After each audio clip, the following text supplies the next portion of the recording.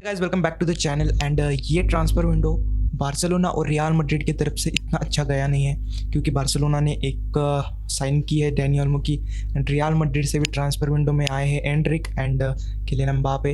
Real Madrid की भी ज़रूरतें थी सेंटर बैक की पोजीशन पर, बट अभी तक तो उन्होंने कोई साइनिंग की नहीं है एंड एथलेटिको मैड्रिड वही बहुत अच्छे साइनिंग्स कर रही है।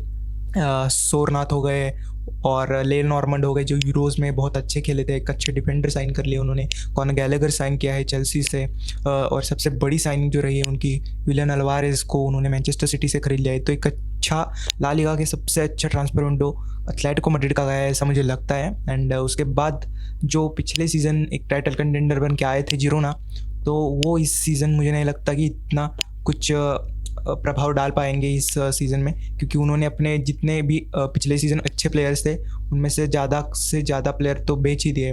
मतलब जिनसे हम लिंक थे, बार्सिलोना लिंक थी, एलेक्स गार्सिया को बेच दिया गया है, पीछे यान को तो उनको भी बेच दिया गया है, उनके स्ट्राइकर को भी एएस रोमा ने खरीद लिया है।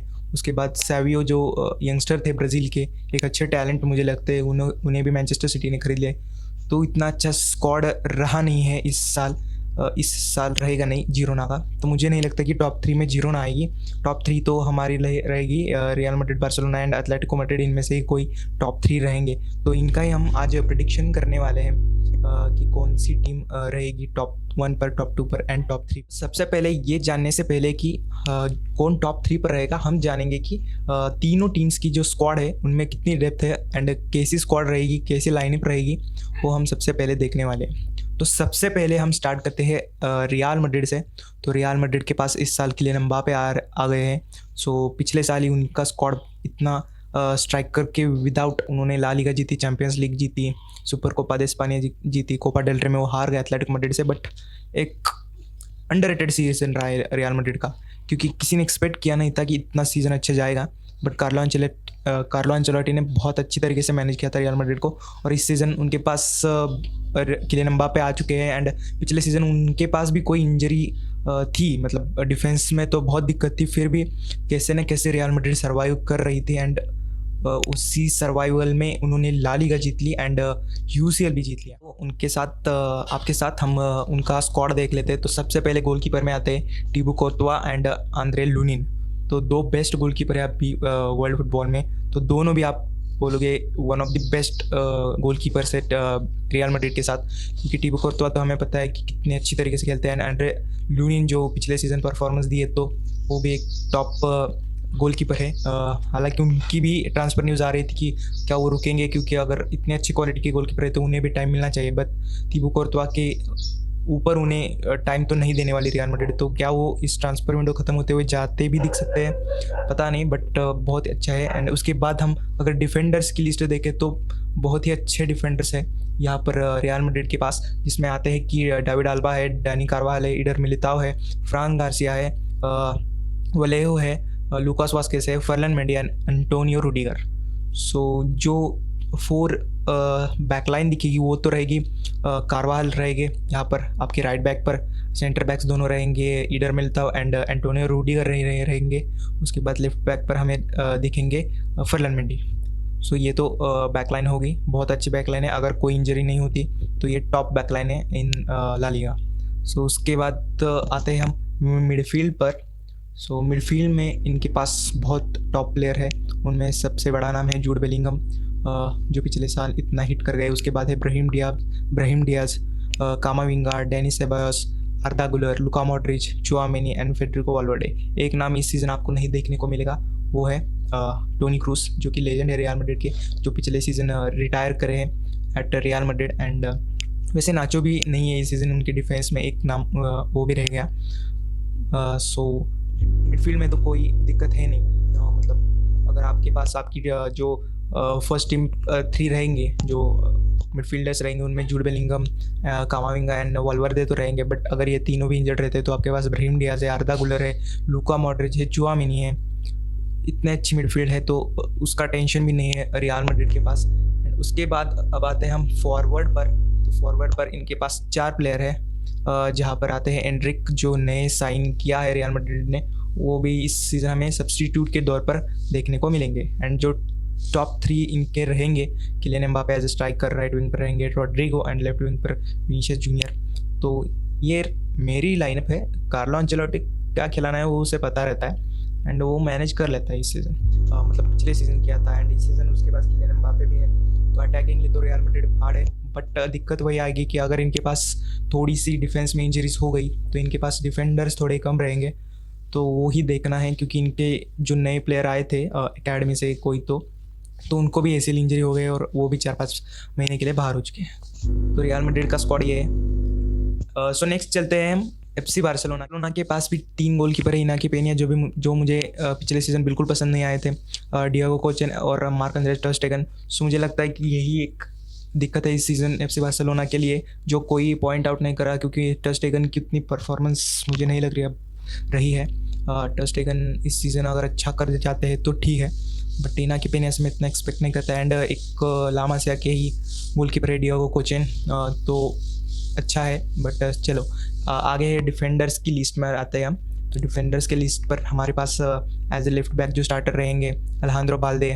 उसके बाद राइट बैक पर तो हमें पता है कि जूल्स कुंडे ही खेलते हैं। एंड उसके बाद जो सेंटर बैक का एरिया है उसमें रोनाल्ड अराहो, एंड्रेस क्रिस्टनसन, एरिक गार्सिया है हमारे पास, इनिगो मार्टिनेज है, लॉन्गले तो इस सीज़न आई थिंक वो लोन जा रहे हैं, पाउ कुबारसी भी है। तो सेंटर बैक पोजीशन है हमारे पास। सिर्फ रोनाल्ड अराउjo जो है वो दिसंबर में आने वाले हैं, दिसंबर से जनवरी में हो सकता है, बट एक अच्छा डिफेंस है बारसा के पास। सो आगे बढ़ते हैं।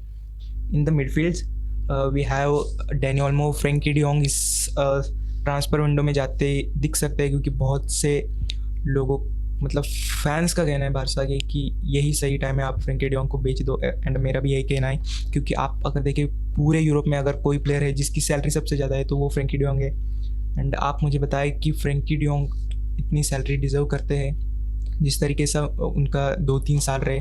I know he is a world class player in midfield, but उनकी परफॉर्मेंस इतनी नहीं रही जितना वो सैलरी लेते हैं। एंड इस हालात में मतलब बार्सिलोना जिस कंडीशन में है फाइनेंशियल, उसमें तो फ्रैंकी डियोंग की इतनी सैलरी उन्हें बिल्कुल हेल्प नहीं करेगी। तो फ्रैंकी डियोंग को बेचना एक अच्छा ऑप्शन रहेगा, जिससे हम निको विलियम्स या कोई भी अटैकर या मिडफील्डर दूसरा साइन कर सकते हैं। उसके बाद हमारे पास फर्मीन लोपेज है, गावी इंजरी से लौट रहे हैं, तो गावी पहले जल्दी नहीं खेलेंगे, इतना टाइम तो उन्हें नहीं देना चाहिए, क्योंकि बहुत बड़ी इंजरी से वो आ रहे हैं। 1 साल आई थिंक वो नहीं खेले फुटबॉल, तो उसके बाद आते ही उतनी उनका गेम प्लान उतना नहीं रहेगा। गेम प्ले मतलब थोड़ा उन्हें रेस्ट करके थोड़ा गेम प्ले देकर उन्हें अच्छे से यूज़ करना पड़ेगा। And Hansi Flick I think इतना कर लेंगे। एंड उसके बाद फर्मीन लोपेज जो है वो बहुत अच्छे ओलंपिक्स में गेम रहे उनके भी। एंड आई थिंक इस सीज़न उनको ज़्यादा टाइम मिलना चाहिए।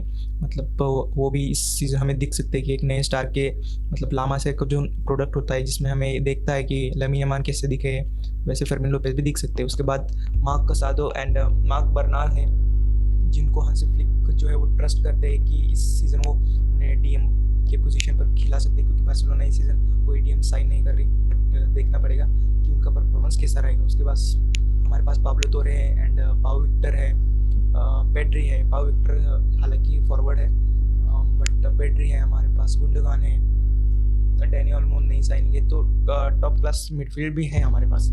सिर्फ थोड़ा सा डिफेंसिव मिडफील्ड में प्रॉब्लम आती है, जो पिछले सीज़न देखा था। अगर ये प्रॉब्लम सॉल्व होती है तो मिडफील्ड में कोई मिस्टेक है नहीं, मतलब अच्छी मिडफील्ड है। उसके बाद हम अगर फॉरवर्ड पर आते हैं तो फॉरवर्ड पर हमारे पास है Ansu Fati, Ferran Torres, Lamine Yamal, Robert Lewandowski, Raphinha and Vitor. Okay, so पहली बात मैं फर्रैन टोरेस को एज बेस्ट मतलब एज ए बारसा प्लेयर नहीं चाहता कि वो खेले, क्योंकि उनकी परफॉर्मेंस बहुत ही निराशाजनक रही है मेरे लिए। उसके बाद अंसु फाती हमें इस सीज़न इस ट्रांसफर विंडो में लोन जाते हुए दिख सकते हैं, या परमानेंट ट्रांसफ़र होते हुए भी दिख सकते हैं। फर्रैन टोरेस भी जा सकते हैं। एंड वितर रोके की भी न्यूज़ आई है कि वो लोन होंगे। सो फॉरवर्ड रही है 3 कि lamin Yamal, Robert Lewandowski and Raphinha. उसमें हमें डैनी ओल्मो आगे खेलते हुए दिख सकते हैं। अगर निको विलियम्स आते हैं तो Raphinha as a right wing and Lamine Yamal right wing पर रहेंगे। दोनों में से ऐसे 1-2 करके हर मैच में खिला सकते हैं। उसके बाद लेफ्ट विंग पर अगर निको विलियम्स आते हैं, Nico Williams and Danny Olmo खेल सकते हैं। स्ट्राइकर की पोजीशन पर हमारे पास रॉबर्ट लेवेंडोव्स्की रहेंगे, और पाउ विक्टर को अगर हांसी फ्लिक खिलाते हैं तो वो दोनों रहेंगे। तो इसी के साथ हम अगले स्क्वाड पर जाते हैं, वो है एटलेटिको मैड्रिड के स्क्वाड पर। तो उनके पास उनके गोलकीपर है यानो ब्लैक एंड मोल्डोवन। जो कि उनके सब्स्टिट्यूट गोलकीपर रहेंगे। उसके बाद हम आते हैं सीधे डिफेंस पर। तो डिफेंस इनका भी इस सीज़न अच्छा रहेगा, क्योंकि इन्होंने भी एक अच्छी साइनिंग की है रॉबिन ले नॉर्मन की, मतलब जो की रहे हैं इस यूरोपा लीग में मुझे अच्छे लगे, मतलब यूरोज़ में बहुत अच्छे लगे थे। उसके बाद सर जो बहुत अच्छे प्लेयर हैं इनके पास, कोराल, Santiago Mourino, Molina, Alex Witsel, रिलांडो। तो उसी के साथ अगर हम जाएं मिडफील्ड पर, तो यहाँ पर है Rodrigo D Paul, Javi Serrano, Koke, Thomas Lemar, Marcos Llorente, Marcos Paulo, Pablo Barrios, Samuel Lino, Arthur Vermeeren. उसके साथ कॉनर गैलेगर भी चेल्सी से आ रहे हैं एथलेटिको मैड्रिड। एंड तो मिडफील्ड में भी बहुत अच्छे प्लेयर्स हैं एथलेटिको मैड्रिड के पास, एज ए भी अच्छे प्लेयर्स हैं। उसके बाद इन फॉरवर्ड भी एथलेटिको मैड्रिड के पास बहुत ज़्यादा प्लेयर है, मतलब आप रियल मैड्रिड एंड बार्सिलोना के फॉरवर्ड्स मिला लो, उतने ज़्यादा फॉरवर्ड्स सिर्फ एथलेटिको मैड्रिड में है, जिसमें से आपको ट्रांसफ़र होते हुए भी दिख सकते हैं। मतलब वे अल्वारो मोराता तो जा चुके हैं, मतलब ब्रोजा गार्सियस, कार्लोस मार्टिन, एंजल कोरेरा ये खेलते हैं नया, खेलेंगे कौन?